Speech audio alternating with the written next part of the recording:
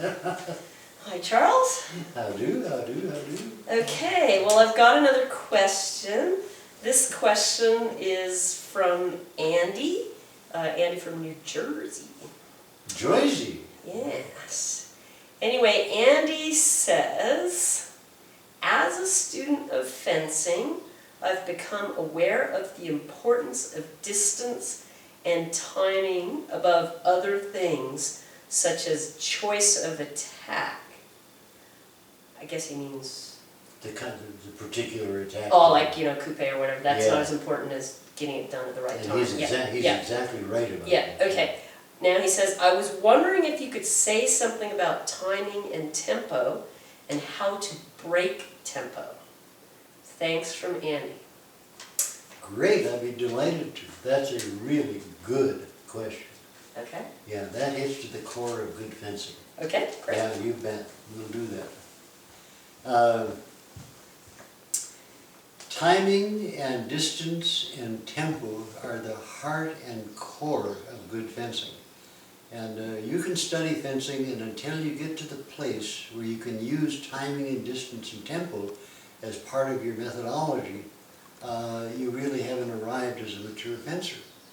Too many times you hear fencers talking endlessly about technique and varieties of attack, you know, which attack will I use, a coupe or a beat or a bind, whatever, and all of these discussions that relate to technique.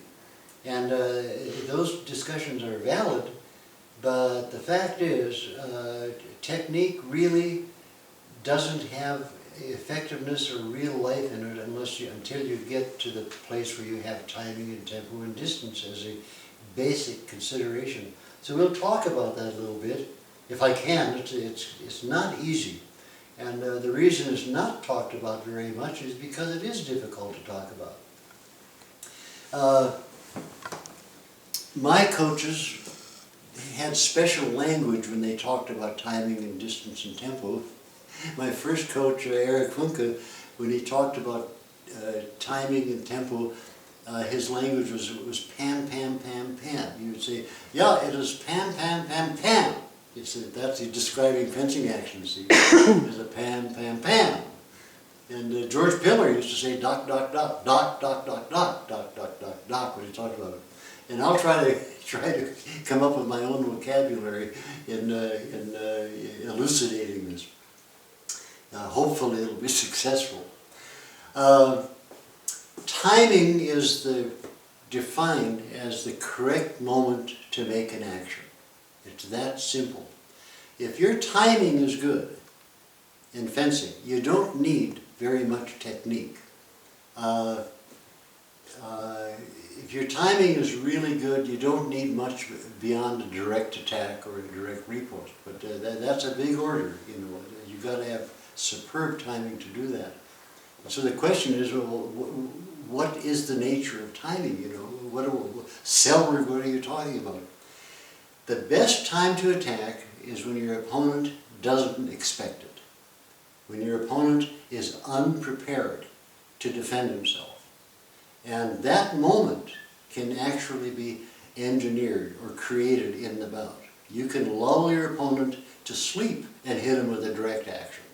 And you get to the point where your preparation, this is the big word, preparation, your preparation in fencing involves controlling the bout to an extent that you can attack your opponent when he or she least expects it. Distance, of course, is obvious. If you're too far away from your opponent, you can't hit him with any real effort without doing patenandos or balestras or long attacks. And the longer your attack is, the more vulnerable you become to stop throws. So you've got to be very careful about using those long attacks. So the distance is a very important thing. You want to always attack at the right time and from the proper distance. And again, what is the proper distance? Well, the best distance always from which to launch an attack is close distance. The closer you are, the faster you can hit the person. The closer you are when you launch your attack, the more difficult it is for your opponent to defend himself. And then you get to the point of tempo. And tempo is the rhythm or the heartbeat of the bout, and tempo is really where you set your opponent up for well-timed attacks from proper distance. With tempo, you can really create the environment for all those other elements. So preparation in fencing, that's a big word. How to prepare your opponent to score is involved with timing, distance, and tempo. I'd like to talk about tempo first and foremost now. Some fencers will fence a tempo that is quite slow. I've fenced fencers like that, and that's their tempo. See, that's not timing, that's tempo. Timing is the moment when you execute. Tempo is the rhythm of the bout. If your opponent likes to fence slow, at a slow tempo, it behooves you maybe to up the tempo and give him a tempo that he can't really handle, see, or handle comfortably. Some fencers automatically have a very fast tempo in their game. They start out by sort of a nervous tempo throughout the whole bout. Well, with that kind of opposition, your best bet is to slow the tempo down. If your opponent likes a lot of fast tempo in the bout, your response to disrupt that can be a slow action. That can happen. And my policy is, and I encourage this with my students, and it's the way I myself fence, is to always screw up your opponent's tempo so that they can't really find a comfortable place from which to execute what they want to do.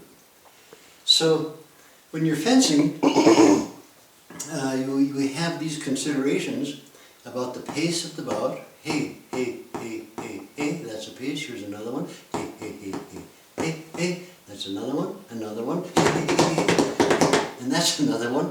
And you can use a variety of these tempos in your own game if you have the skill and the self-discipline to do it. The question comes up about the right time to attack, and now I want to introduce this question of timing in the context of tempo, because we get to the question then of breaking tempo. If you break your opponent's tempo, that is the best possible time to score. And say, well, Salberg, what does breaking tempo mean? Well, here we go. Here's a tempo. Hey, hey, hey, hey, hey. I'll break tempo now. Hey, hey, hey. That's breaking tempo. Hey, hey, hey, hey. That's breaking tempo. Or hey, hey, hey, hey. That's breaking tempo. So anytime you break the tempo, another word should be disrupting the tempo, which should be synonymous with that. Then you have an element in your game which your opponent has a very hard time dealing with.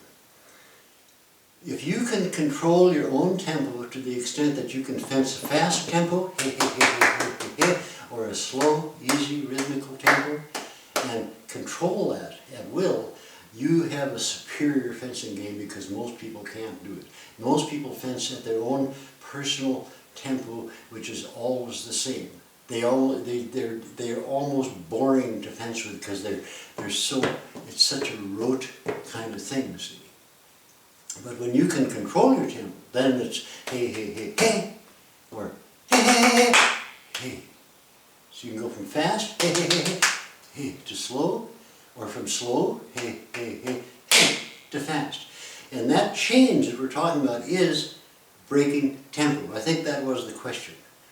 And there's no end to the variety of ways you can use tempo and breaking tempo approaches to the game.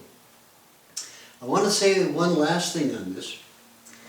We talk about tempo being fast or slow, but there's such a thing as soft tempo and hard tempo. And I would say a soft tempo, this is soft. hard tempo. That's hard. If you can combine and alternate between soft and hard, that's just the best possible way to break tempo. Can you do that again now that I'm on your feet? Okay, that's going from soft tempo, hey, hey, hey, to hey, hey, hey, hard, you see? So here I am saying, I'm going to get you, no I'm not, soft, see? I'm going to get you, no I'm not, I'm going to get you, hey, yes I am. That's a breaking tempo. And a good way to get into tempo is just what I did, which is to think of yourself. Think to yourself, I'm going to get you, no I'm not, I'm going to get you, no I'm not, I'm going to get you, yes I am, you see, wow.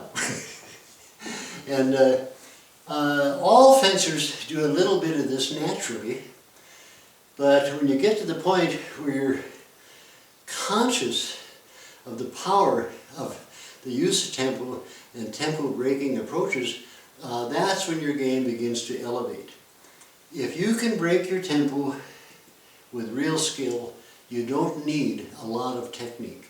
A beat direct attack, maybe a prise defer, take the blade and hit with a tempo breaking moment. So I would say, to illustrate that, I said, I'm going to get you, no I'm not, I'm going to get you, no I'm not, I'm going to get you, yes I am. That's a breaking tempo with a beat. I can say, I'm going to get you, no I'm not, I'm going to get you, hey! And that's a tempo by pressing and squeezing distance, you see. And my advice, I'm out of breath. My advice to any fencer is when you're sparring, is to always be aware of this element and spar with the intention of practicing it. See if you can hit somebody with a direct attack through a really nice tempo setup, see. You can really do that quite nicely. It's like sing soft to your opponent or sing hard to your opponent. And if you can control that, you have a weapon that's better than any parry or better than any beat. So that's about all I want to say on that. If that's just, do you think that? Yeah, that's right. Okay, great.